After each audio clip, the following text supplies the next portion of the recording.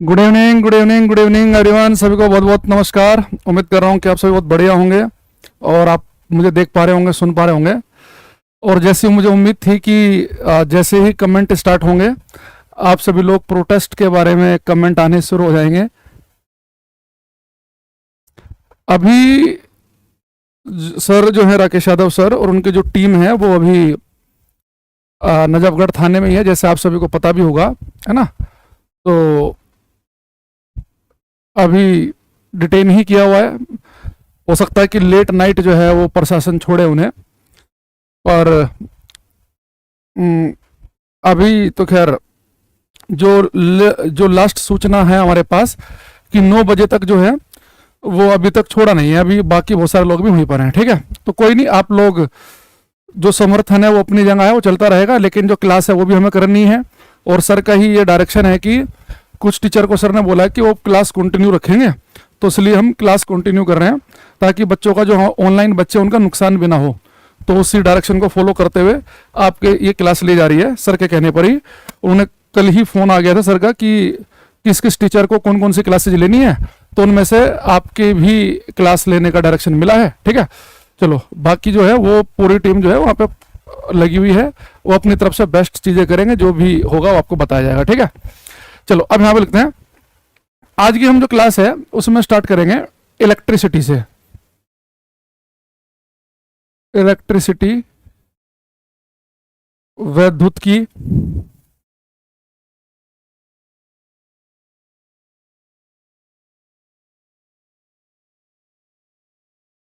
ठीक है, इलेक्ट्रिसिटी विद्युत की, ठीक है।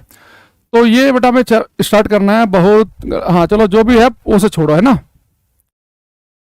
हाँ, कर दिया फ्री।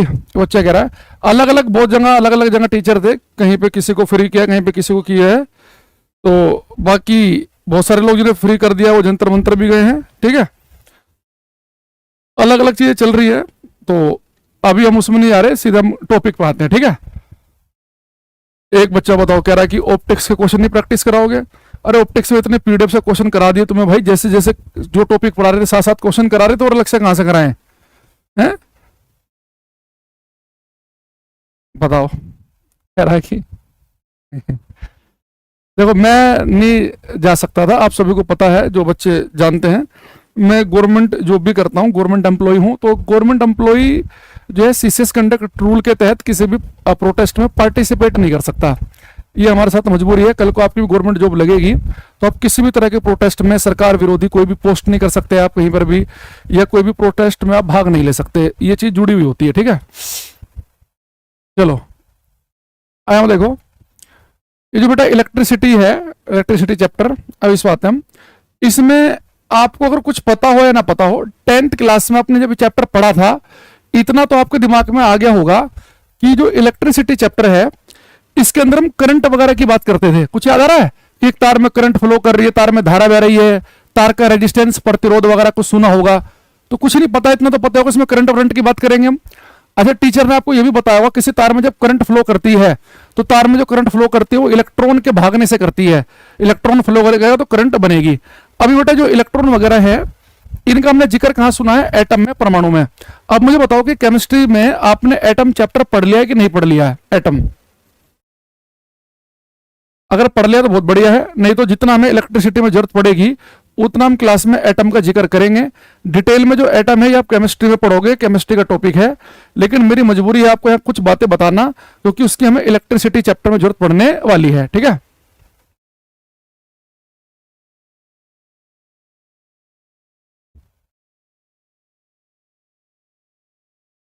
चलो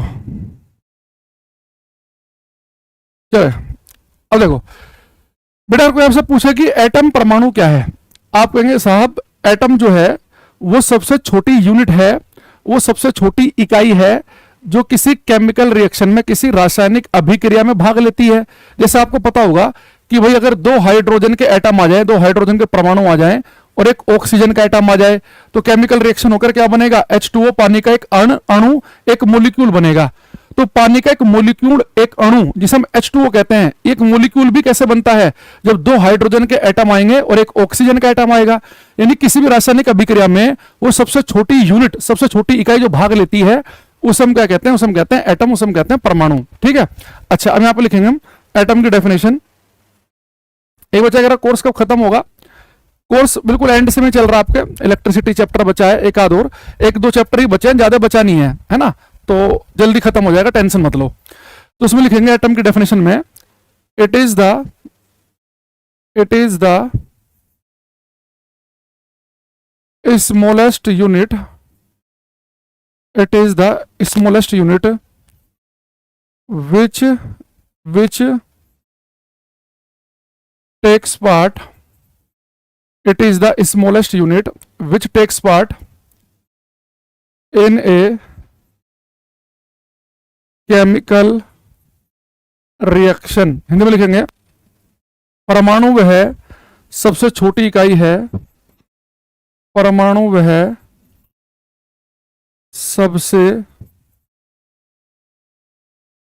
छोटी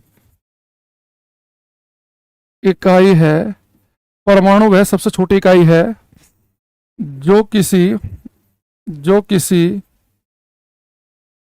रासायनिक अभिक्रिया में, जो किसी रासायनिक अभिक्रिया में भाग लेती है। बेटा किसी रासायनिक अभिक्रिया में सबसे छोटी यूनिट जो है, जो भाग लेगी वो होगा एटम। एटम से छोटी चीजें रासायनिक अभिक्रिया में भाग नहीं लेती है, सबसे छोटी यूनिट यही है। ठीक है। अच्छा, दूसरी चीज, अब आप कहेंगे सर जो एटम है ये सबसे छोटी यूनिट है, इसका स्ट्रक्चर बताओ थोड़ा सा। अब यहां पे देखना, मैं नेक्स्ट पेज पे ले रहा हूं, थोड़ा स्पेस चाहिए होगा हमें। बेटा एटम का स्ट्रक्चर क्या होता है, इसमें एक होता है न्यूक्लियस, नाभिक। ये न्यूक्लियस इसका भारी पार्ट होता है जिसके अंदर प्रोटॉन और न्यूट्रॉन भरे होते हैं।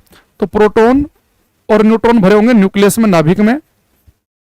मैं उम्मीद करके चल रहा हूं इतनी बेसिक बेसिक बातें आपको पता हैं, जो जो मैं बता रहा हूं आप फील कर पा रहे होंगे, वो ये आपने पढ़ रखा है सब। और इस न्यूक्लियस नाभिक के चारों तरफ जो है वो अलग कक्षा में इलेक्ट्रॉन चक्कर काट रहे होते हैं, अलग अलग कक्षाओं में इलेक्ट्रॉन चक्कर काट रहे होते हैं।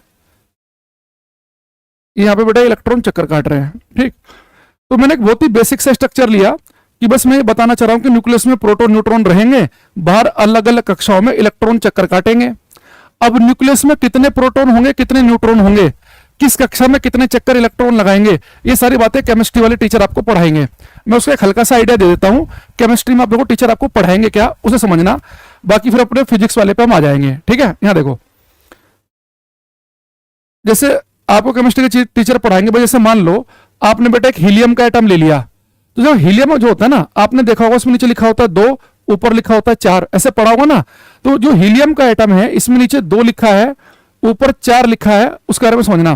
एसएससी एग्जाम डिले होगी भाई, नहीं होगी एसएससी का एग्जाम डिले, जो डेट आ रही है मुझे लग रहा है तो उनके ऊपर और प्रेशर बनेगा, अब चांस और कम है डिले होने के। ठीक है ना। और एक भाई चलती हुई क्लास में टीचर कुछ पढ़ा रहा है, good morning, good evening, please reply, ये वो मत लिखा करो, है ना।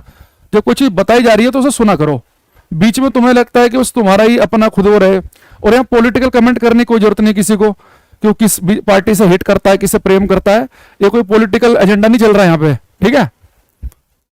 देखो अभी जो बेटा ये हीलियम एटम है, अगर आप यहाँ देखो जो नीचे लिखा है 2, ये 2 पता क्या बता रहा है आपको, ये बता रहा है कि जो हीलियम का जो एटम होगा उसके न्यूक्लियस में 2 प्रोटॉन होंगे। अगर ये हीलियम का अगर मैं एटम लूं तो उसके न्यूक्लियस में बेटा प्रोटॉन कितने होंगे, आप कहेंगे सर 2। और न्यूट्रॉन कितने होंगे, बेटा न्यूट्रॉन के लिए हम क्या करते हैं, ऊपर वाले नंबर में से नीचे वाला घटा देते हैं, तो 4 में से 2 जाएगा, तो न्यूट्रॉन भी कितने होंगे, 2। यानी अगर मैं हीलियम का एटम ले लूं तो 2 होंगे प्रोटॉन, इसके न्यूक्लियस में 2 होंगे न्यूट्रॉन। अच्छा, बाहर चक्कर कितने इलेक्ट्रॉन लगाएंगे, जितनी प्रोटॉनों की संख्या होती है इलेक्ट्रॉनों की संख्या भी उतनी होती है। इलेक्ट्रॉन कितने चक्कर काटेंगे, 2। तो आपको केमिस्ट्री वाले टीचर पढ़ा देंगे कि किस न्यूक्लियस के अंदर कितने प्रोटॉन कितने न्यूट्रॉन होंगे, उससे मेरा इंटरेस्ट नहीं है। मेरा इंटरेस्ट केवल इस बेसिक से स्ट्रक्चर में है कि एटम का जो स्ट्रक्चर है उसमें एक न्यूक्लियस नाम की चीज होती है जहां प्रोटॉन न्यूट्रॉन भरे होते हैं और बाहर इलेक्ट्रॉन चक्कर काट रहे होते हैं। ठीक है। अब आप मुझे एक चीज बताओ, ये जो इलेक्ट्रॉन न्यूक्लियस के चारों तरफ चक्कर काट रहा है, इस इलेक्ट्रॉन पर चार्ज आवेश कितना होता है, चार्ज। तो इलेक्ट्रॉन पर चार्ज आवेश जो है वो होता है 1.6 गुणा 10 की पावर -19 कूलाम। तो बेटा इलेक्ट्रॉन पे जो चार्ज है वो था -1.6 गुणा 10 की पावर -19 कूलाम। याद रखना, वैल्यू पूछता है ये कि इलेक्ट्रॉन पर कितना चार्ज है। दूसरी चीज कि अब मैं क्लास में बहुत बार बोलूंगा कि इलेक्ट्रॉन पर इतना चार्ज, तो टाइम खराब करेगा। इलेक्ट्रॉन पर चार्ज -1.6 गुणा 10 की पावर -19, तो इसे टाइम खराब करने की वजह हम लिखेंगे इलेक्ट्रॉन पर चार्ज होता है -e, और e की वैल्यू है बेटा 1.6 गुणा 10 की पावर -19। प्रोटॉन पे कितना चार्ज होता है? प्रोटॉन पे चार्ज होता है बेटा +1.6 गुणा 10 की पावर -19 कूलाम। कूलाम का सिंबल होता है कैपिटल C, ठीक है। यानी आप ये कह सकते हैं कि प्रोटॉन पे चार्ज होता है +e। न्यूट्रॉन में बेटा होता है न्यूट्रल, उदासीन, इसमें कोई चार्ज नहीं होता, ये उदासीन है, ना पॉजिटिव चार्ज है ना ही नेगेटिव, तो इसके ऊपर चार्ज होता है 0। अब आज की क्लास का पहला ढंग का क्वेश्चन आपके से पूछ रहा हूं मैं, इसका आंसर देंगे सब बच्चे। क्वेश्चन मेरा ये है, इसके लिए आर्यन कुमार सबसे पहली क्लास देख कर आओ, हमने बता रखा है। मेरा क्वेश्चन आपसे ये है कि इलेक्ट्रॉन पे कितना चार्ज है आपके सामने लिखा है, प्रोटॉन पे कितना चार्ज है ये भी आपके सामने लिखा है। अगर कोई आपसे पूछे कि इलेक्ट्रॉन और प्रोटॉन में ज्यादा चार्ज, ज्यादा आवेश किस पर है, तो आप किस पे बताओगे, इलेक्ट्रॉन पे कि प्रोटॉन पे? डीपीपी भाई हमने कभी बताया तुम्हें कि डीपीपी मिलेगी? सोनू पंचाल, मैं क्लास में क्वेश्चन करा देता था पीडीएफ से साथ के साथ में, तो जो क्वेश्चन क्लास में कराए गए साथ के साथ में वो कर लो, वही डीपीपी है। मैं ऐसा तो है नहीं कि केवल थ्योरी पढ़ाई, आपको साथ में क्वेश्चन करा दिया है ना।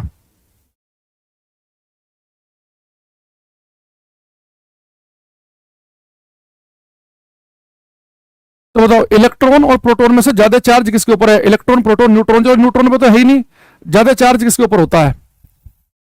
आर्थो पंसारी का एक आंसर आया जो कि गलत है, विश्वेंद्र अभिषेक का गलत है, एक लोकेंद्र ओझा का सही है, एक सिरा सिकारवर का ठीक है, बाकी सबको गलत है जितनों का भी आंसर मैंने अभी तक देखा है।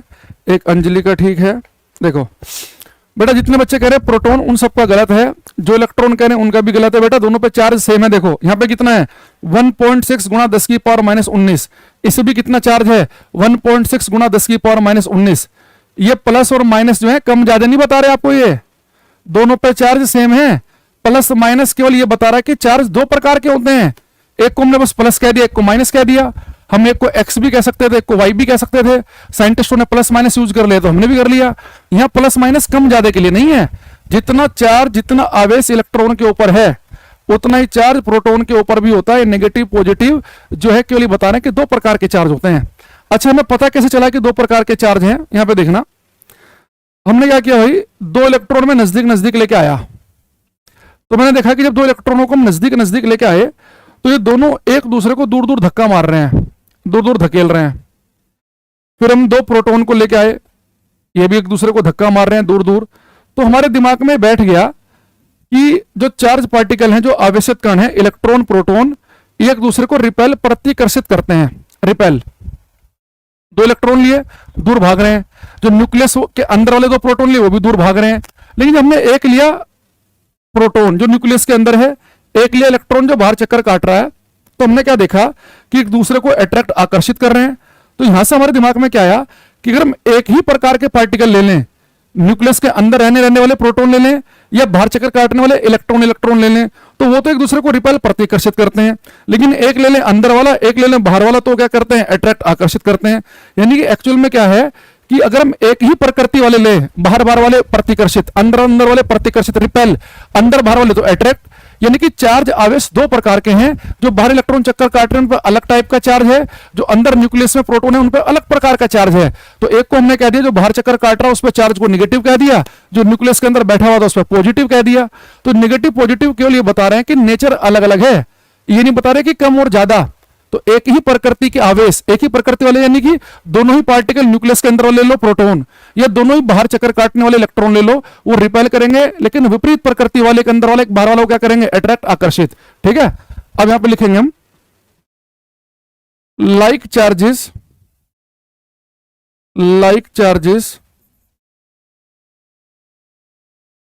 Repel each other, like charges repel each other, while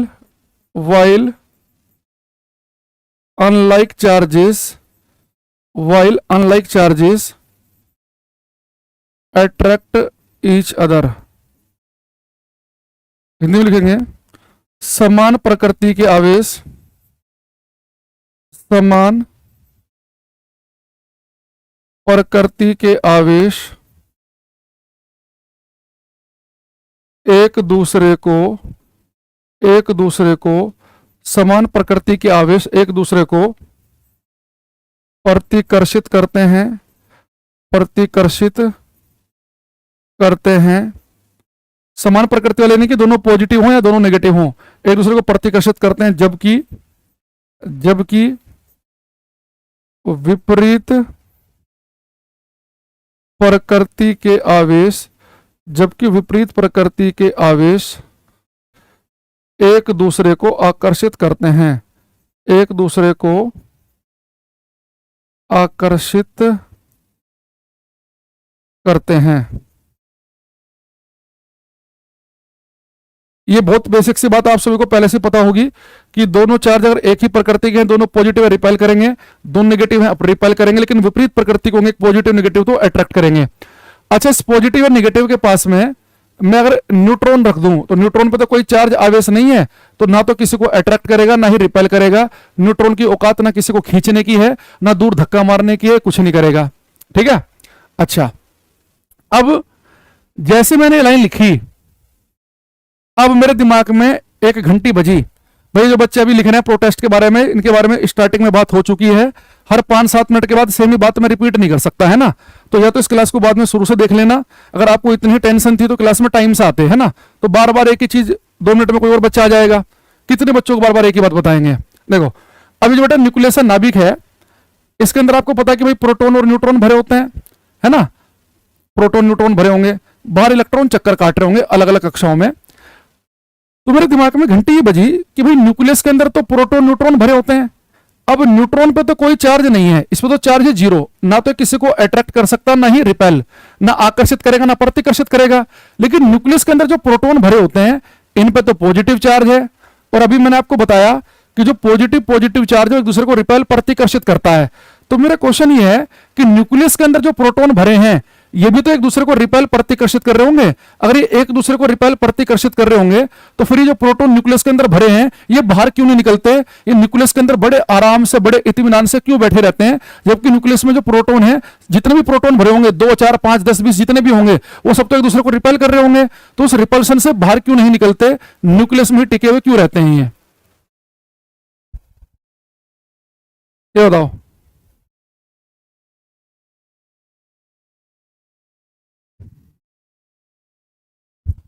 कोई बच्चा बताएगा कि भाई आपको पता है कि न्यूक्लियस में प्रोटॉन और न्यूट्रॉन भरे होते हैं, अब प्रोटॉन जितने भी भरे होंगे उन सब पे तो पॉजिटिव चार्ज है, पॉजिटिव तो प्रतिकर्षित करते हैं, तो इस प्रतिकर्षण से प्रोटॉन को बाहर निकलना चाहिए, लेकिन वो तो बड़े आराम से अंदर बैठे हुए हैं। इसकी वजह क्या है?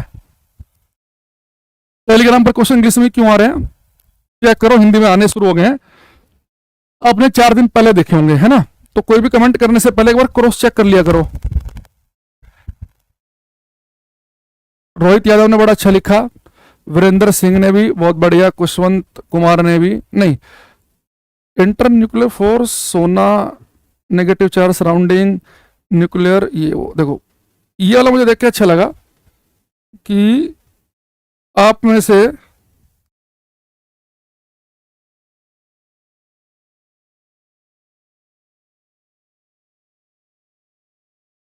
कई बच्चों ने सही आंसर दिया। देखो बेटा, जो न्यूक्लियस है ना, जो नाभिक है, ये इसके अंदर जितने प्रोटॉन भरे हुए हैं, न्यूक्लियस के अंदर जितने भी प्रोटॉन भरे हुए हैं, ये बात बिल्कुल सही है कि सबके ऊपर पॉजिटिव चार्ज है, बात बिल्कुल सही है। पॉजिटिव रिपेल करते हैं, ये बात भी सही है। लेकिन पता है न्यूक्लियस के अंदर प्रोटॉन बड़े मजे से क्यों बैठे हुए हैं? कि इस न्यूक्लियस के अंदर जो बहुत सारे बच्चे बता रहे हैं, क्लास में 90% बच्चे सही बात बता रहे हैं, इस न्यूक्लियस, इस नाभिक के अंदर एक फोर्स और काम करता है, उसे हम कहते हैं न्यूक्लियर फोर्स, नाभिकीय बल। और इस ब्रह्मांड का, इस यूनिवर्स का सबसे तकड़ा, सबसे मजबूत, सबसे खतरनाक अगर कोई बल है तो न्यूक्लियर फोर्स, नाभिकीय बल है। तो जो न्यूक्लियस के अंदर ये प्रोटॉन न्यूट्रॉन है, न्यूक्लियर फोर्स इन सबको पकड़ के जकड़ के रखता है, दबा कैसे, साथ साथ, इसलिए एक साथ टिके हुए हैं। वरना इस पॉजिटिव चार्ज की वजह से जो उनके बीच में प्रतिकर्षण पैदा हो रहा है ना, इससे प्रोटॉन बाहर भाग जाते हैं। तो पेपर में क्वेश्चन पूछता है कि किसी न्यूक्लियस नाभिक के अंदर प्रोटोनों न्यूट्रॉनों को बांधने वाला जो न्यूक्लियर फोर्स है, इसकी कुछ विशेषताएं बताइए। तो इसकी कुछ प्रॉपर्टी आपको पता होनी चाहिए, उनमें से एक आध एग्जाम में पूछ लेता है।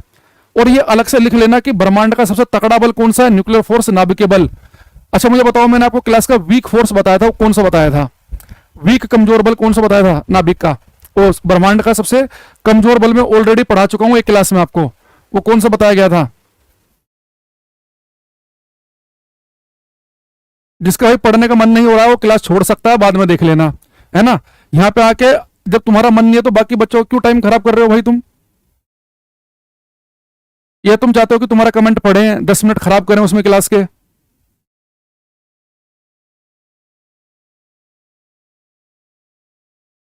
विकास यादव, इस बारे में बात हो चुकी है भाई शुरुआत में क्लास में।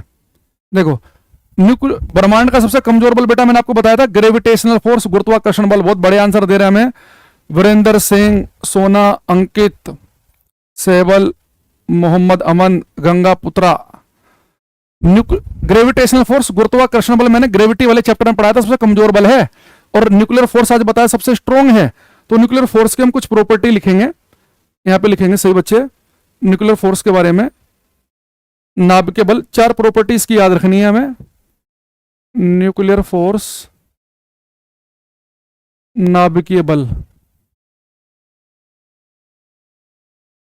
नाभिकीय बल पहले लिखेंगे इसके अंदर हम। न्यूक्लियर फोर्स बेटा एक तो होते हैं स्ट्रॉन्ग, प्रबल, और कितने प्रबल हैं? सबसे स्ट्रॉन्ग यही है। सेकंड की प्रॉपर्टी याद रखना, ये होते हैं अट्रैक्टिव नेचर के, अट्रैक्टिव नेचर के, आकर्षित करने वाले। यानी न्यूक्लियर फोर्स जो है वो स्ट्रॉन्ग है और अट्रैक्टिव है। यानी न्यूक्लियर फोर्स हमेशा अट्रैक्शन पैदा करेंगे, प्रोटॉन न्यूट्रॉनों को बांध के रखेंगे।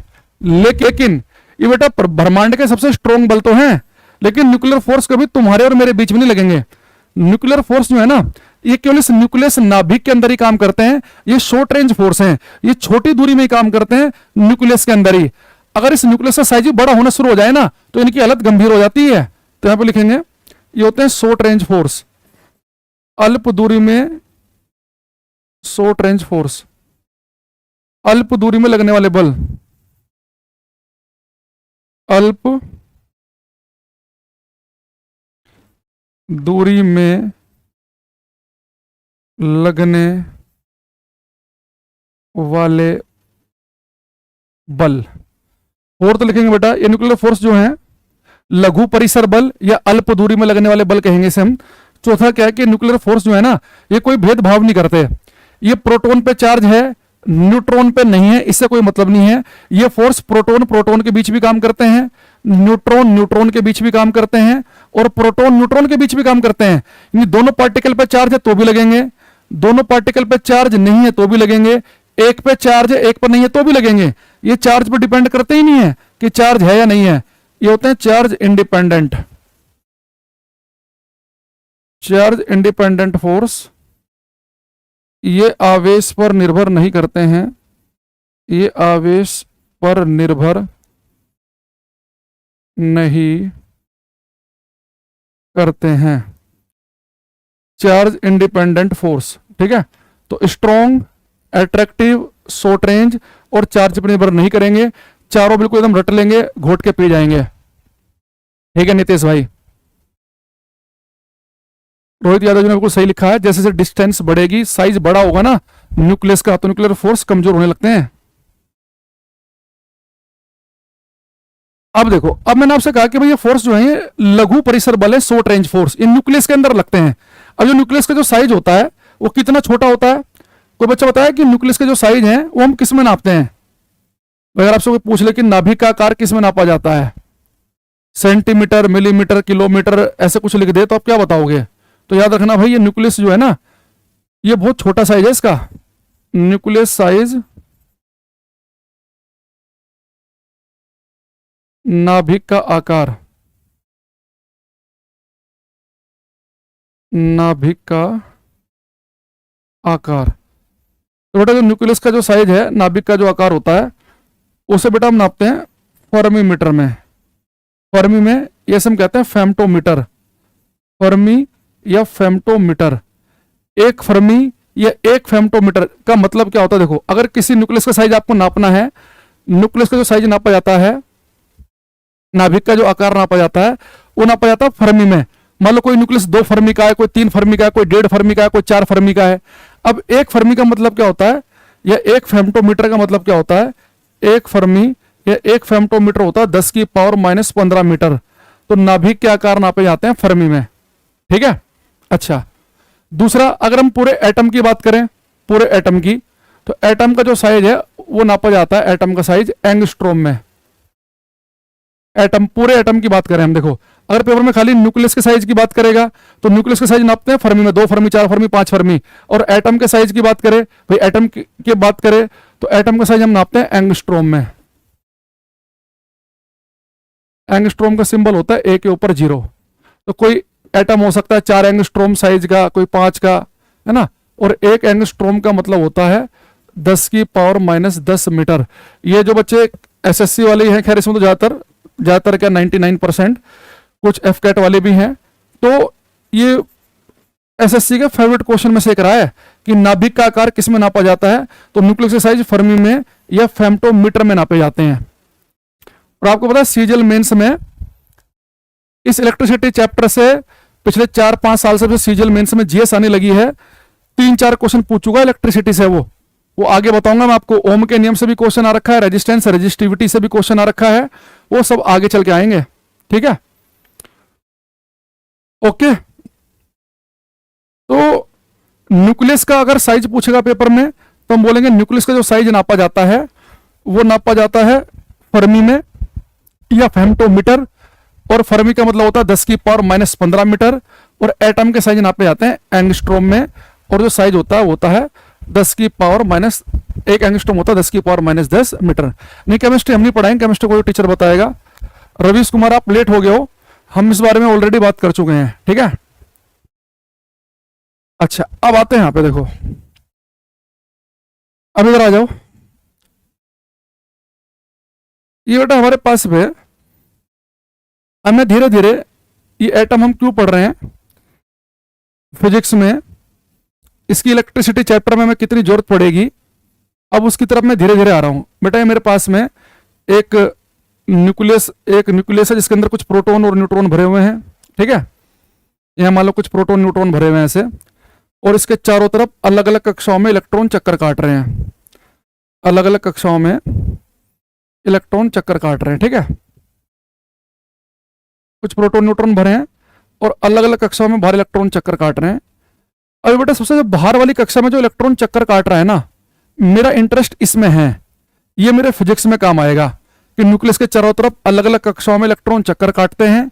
जो इलेक्ट्रॉन सबसे बाहर वाली कक्षा में होता है, इसमें मेरा इंटरेस्ट क्यों है, अभी आपको थोड़ी देर में पता चल जाएगा, ठीक है।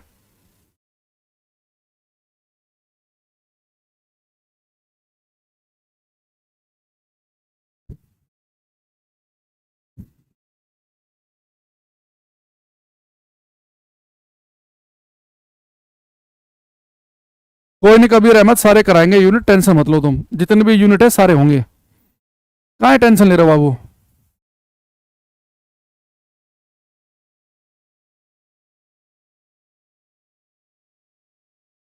कह रहे सर एसएससी के साथ फ्रॉड हुआ है ना, अलग अलग चीजें आ रही हैं लिखी हुई है। कह रहा डी ब्रोगली थ्योरम बता रहा है, कोई एक वलसेन सेल बता रहा है, क्या बता रहा है।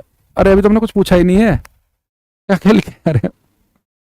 यहाँ देखो, अभी बेटा जो इलेक्ट्रॉन से बाहर वाली कक्षा में चक्कर काट रहा है, अगर मैं आपसे पूछूं कि वो इलेक्ट्रॉन जब से बाहर वाली कक्षा में चक्कर काट रहा है, इस इलेक्ट्रॉन की टोटल एनर्जी, कुल ऊर्जा कितनी होती है, पॉजिटिव, नेगेटिव की 0, तो आप क्या बताएंगे, ये बताओ।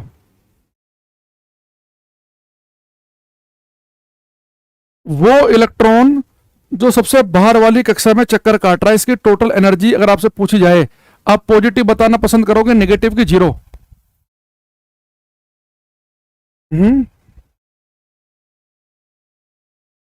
ये मैं 1-2 बच्चों को ना क्लास से ब्लॉक करने वाला हूं, और उसमें अजय तेरा नाम सबसे पहले है, हिट लिस्ट में है तू मेरी। तेरा पढ़ने में बिल्कुल मन नहीं है, आके जब से क्लास में आया बकवास करे जा रहा है कुछ ना कुछ, फर्जी कमेंट बाजी।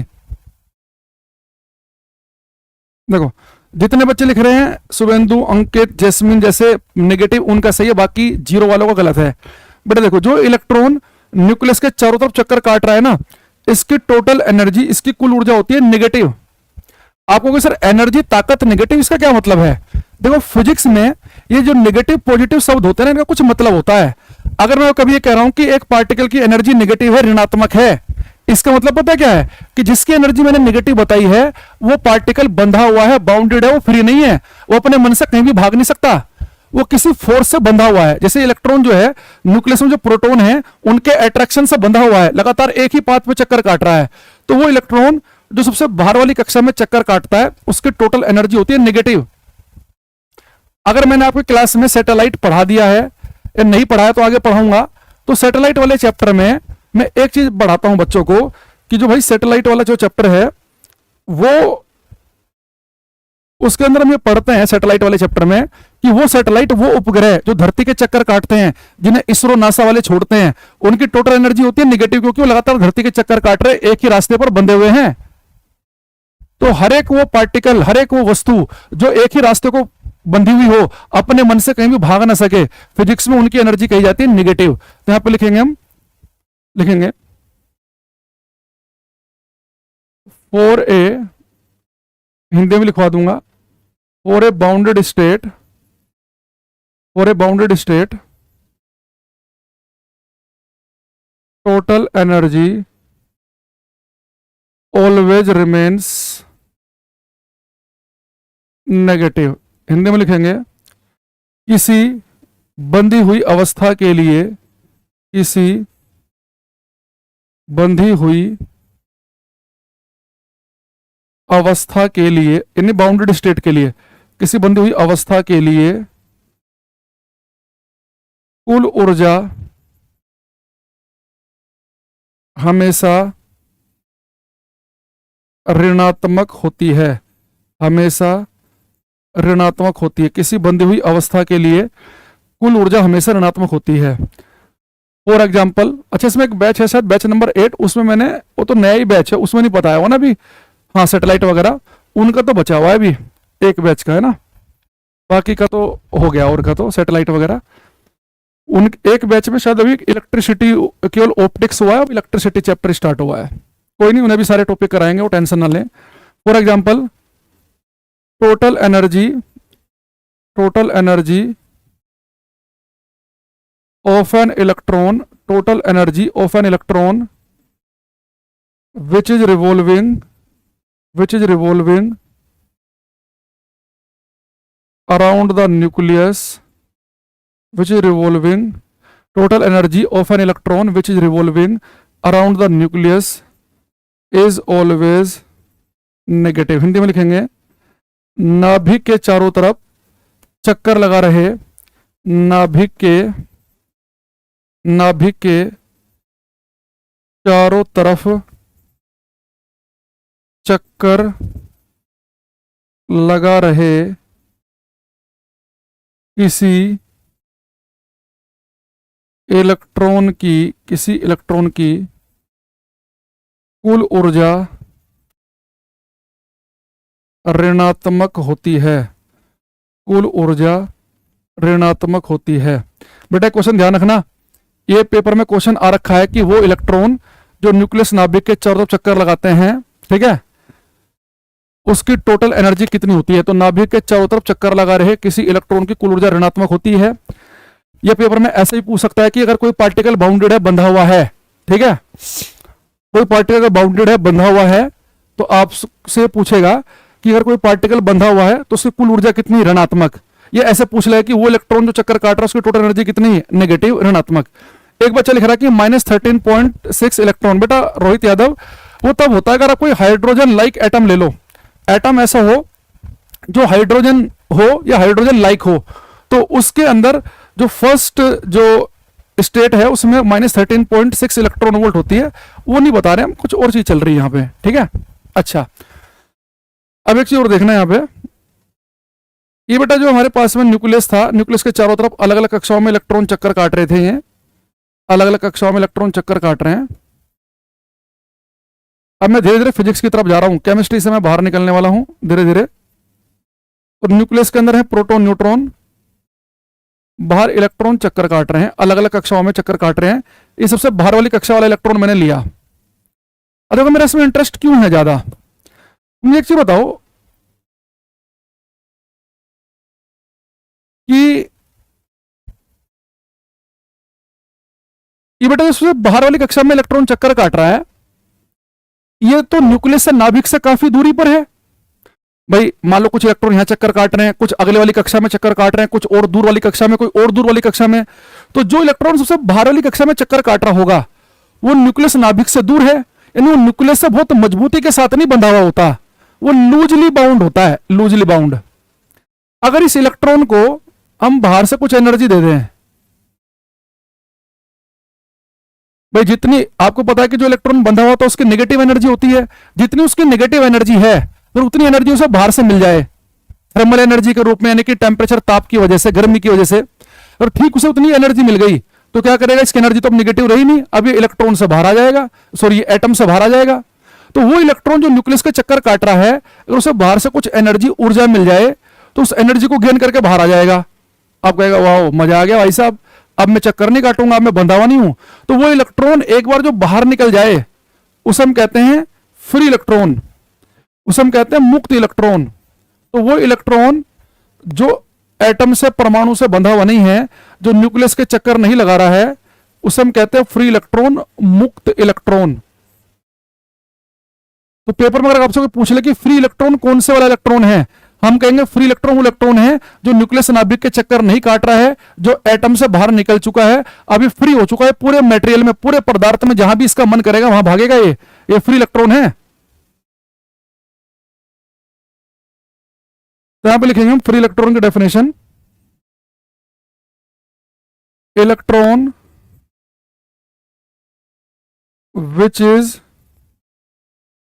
which is not bound with atom,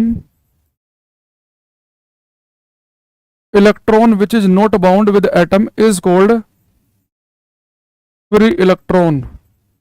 Hindi में लिखेंगे वह इलेक्ट्रॉन जो परमाणु से बंधा हुआ नहीं होता है, वह इलेक्ट्रॉन जो परमाणु से बंधा हुआ नहीं होता है, मुक्त इलेक्ट्रॉन कहलाता है, मुक्त इलेक्ट्रॉन कहलाता है। वह इलेक्ट्रॉन जो परमाणु से बंधा हुआ नहीं होता है, मुक्त इलेक्ट्रॉन कहलाता है। अब आप कहोगे सर आपने क्यों बताया हमें, वे क्यों बताए, ये तो हम वैसे समझ जाते, फ्री इलेक्ट्रॉन, मुक्त इलेक्ट्रॉन वो है कि जो बंधा हुआ नहीं है, जो फ्री है। ये क्यों बताया, क्योंकि इसके आधार पे मैं आपको अभी 3 बातें डिस्कस करूंगा फ्री इलेक्ट्रॉन के आधार पे, जिसकी हमें इलेक्ट्रिसिटी में जरूरत पड़ेगी। पहला लिखेंगे हम कंडक्टर सुचालक। अब आप में से कुछ बच्चे कहेंगे सर हम इतने मूर्ख भी नहीं है कि हमें कंडक्टर ना पता हो। कंडक्टर 5वीं क्लास के बच्चे को पता है।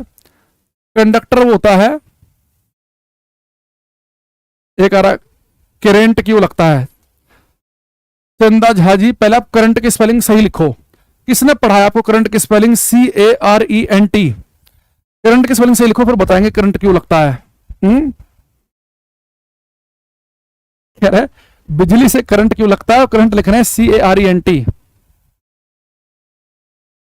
कई बार देश की शिक्षा व्यवस्था पे बड़ा शर्मिंदगी होती है हमें कि लेंस फॉर्मूला बेटा वही है 1/f = 1/v - 1/u। तो मिरर के फॉर्मूले में बीच में प्लस था, लेंस का नहीं बताया गया, मैंने कल भूल गया हूं शायद मैं, अच्छा कि आपने याद दिलाया। दर्पण के सूत्र में बीच में प्लस था, लेंस वाले में बीच में माइनस है, कुछ फर्क ही नहीं है। 1/f = 1/v + 1/u, ये मिरर दर्पण के लिए था जहां बीच में प्लस था, प्लस हटा के माइनस लगा दो तो लेंस का बन जाएगा।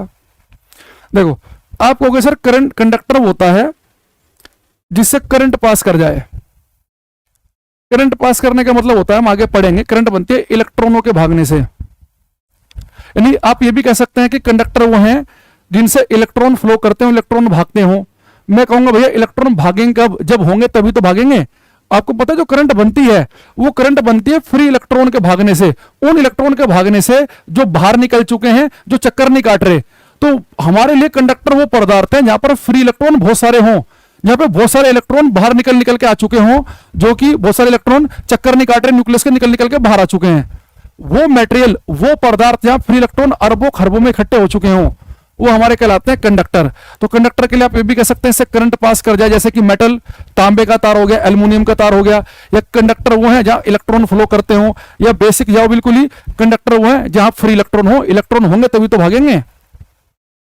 ठीक है, यहां पे लिखेंगे हम कंडक्टर में, दे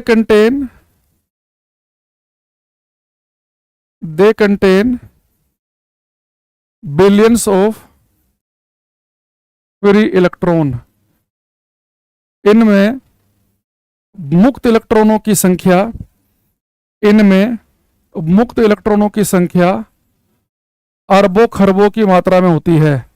फॉर एग्जाम्पल ऑल मेटल, सभी धातुएं, बेटा जितनी धातुएं हैं ना ये सब कंडक्टर होती हैं, सबसे करंट पास करती है सभी धातुएं। आप इसमें लिख सकते हैं नॉर्मल वाटर। देखो हमारे घर में अगर हमारे गीले हाथ पैरों, घर वाले मना करते हैं ना कि दूर रहो भाई बिजली का करंट लग जाएगा, तो है ना नॉर्मल वाटर, सादा जल, ह्यूमन बॉडी हमारा शरीर से करंट पास करती है, तो हमारा शरीर भी कंडक्टर है, मनुष्य का शरीर। तो मनुष्य का शरीर, नॉर्मल वाटर, सभी धातुएं, ये सब कंडक्टर के एग्जाम्पल में आती हैं। अब आपसे 4-5 क्वेश्चन मैं पूछूंगा 1 बाय 1।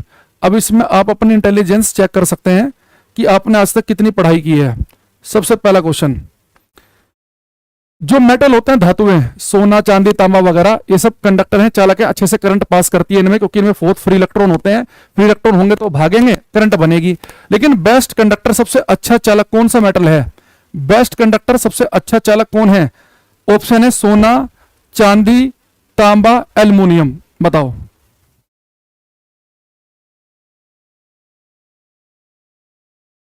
एक बच्चा कह रहा राकेश सर बाहर आ गए हैं सर, बहुत बढ़िया भाई, अच्छी खबर आपने सुनाई है। जनरली इसमें ना यही करते हैं, जब सर प्रोटेस्ट वगैरह होता है ना, तो ज्यादातर क्या करते हैं कि इस प्रोटेस्ट में लोगों को बस में बैठाएंगे और फिर क्या करेंगे 30-40 किलोमीटर दूर बाहर जाके छोड़ देंगे।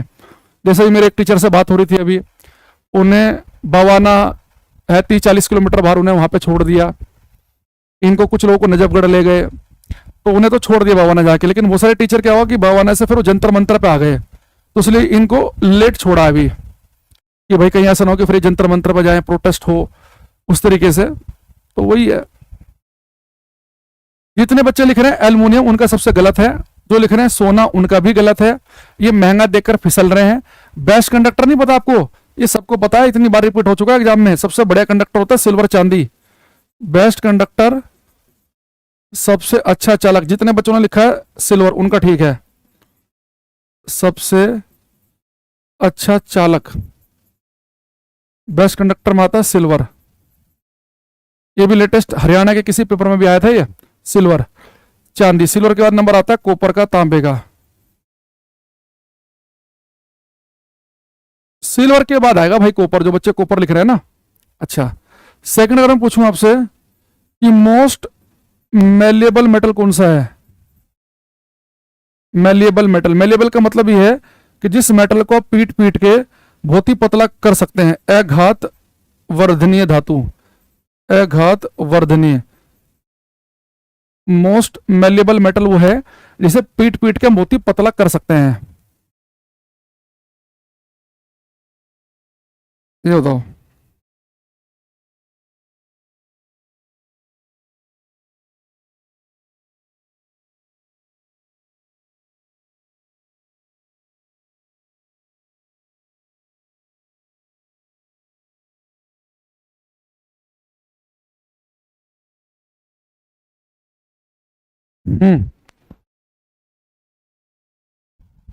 देखो, मोस्ट मेलेबल मेटल, वो मेटल जिसे हम पीट पीट के बहुत ही पतला कर सकते हैं, मोस्ट मेलेबल, वो होता है गोल्ड, सोना। तो गोल्ड को आप पीट पीट के बहुत पतला कर सकते हैं।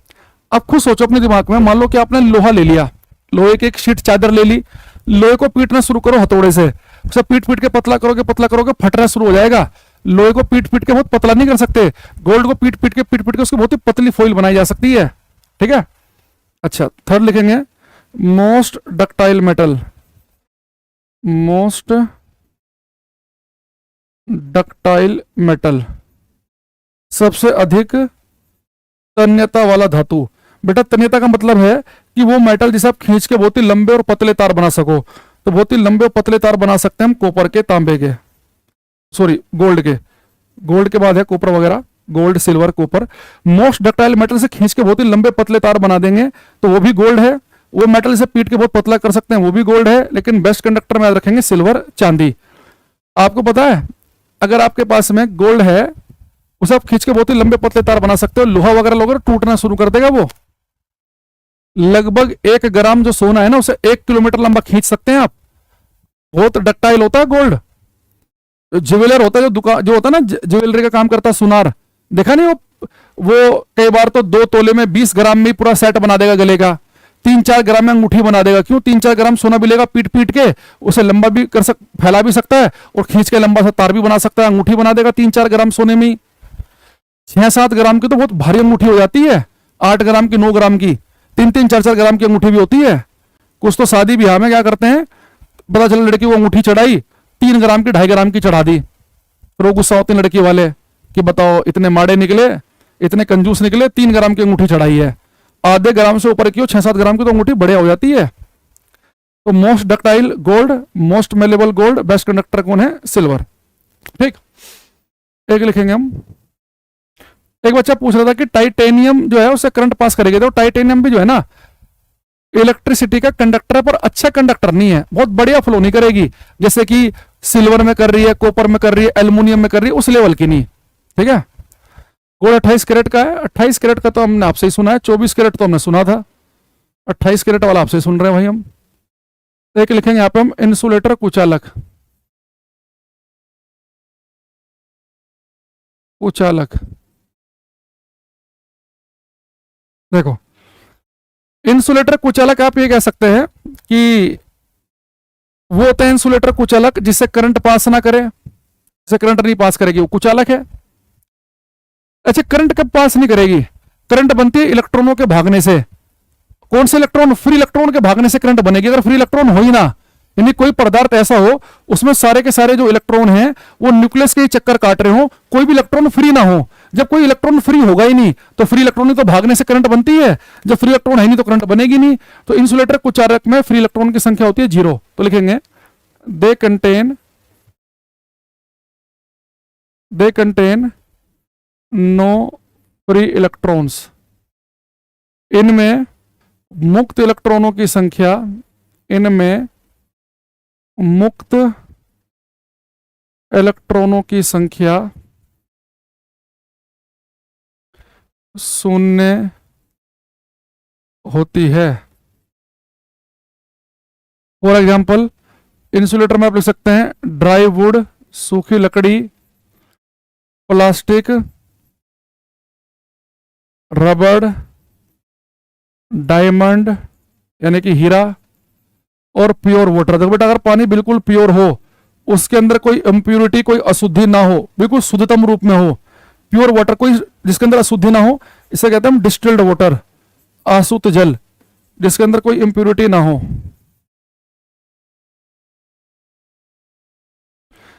ये बेटा इंसुलेटर कुचालक की तरह काम करता है। सारी बातें आएंगे शिवम जोशी आगे चल के, ठीक है।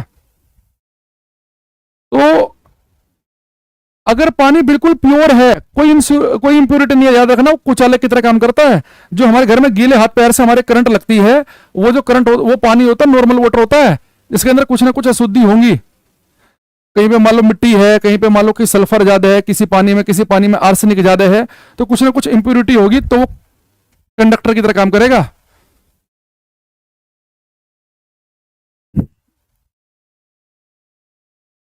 अब लिखेंगे थर्ड हम इसमें सेमीकंडक्टर अर्धचालक।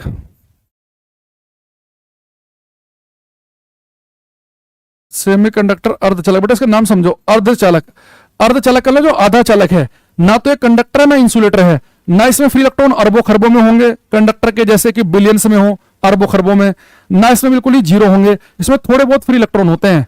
मान लो कि कोई पदार्थ है, उसमें करोड़ों एटम में से किसी एक एटम से फ्री इलेक्ट्रॉन भरा गया, फिर अगले करोड़ों एटम में से किसी एक ने फ्री इलेक्ट्रॉन दे दिया, तो ये फ्री इलेक्ट्रॉन होते हैं पर बहुत ही गिनी चुनी संख्या में। तो लिखेंगे दे कंटेन